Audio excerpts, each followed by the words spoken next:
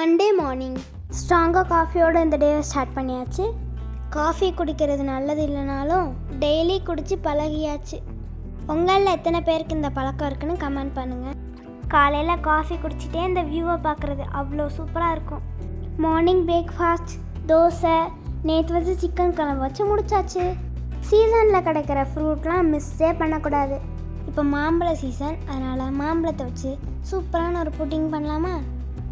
நான் 2 மாம்பழத்தை ஸ்லைஸாக கட் பண்ணி எடுத்திருக்கேன். அதை மிக்ஸி ஜாரில் சேர்த்து 2 ஸ்பூன் சுகர், 2 டேபிள் ஸ்பூன் பால் சேர்த்து நல்லா அரைச்சிக்கணும்.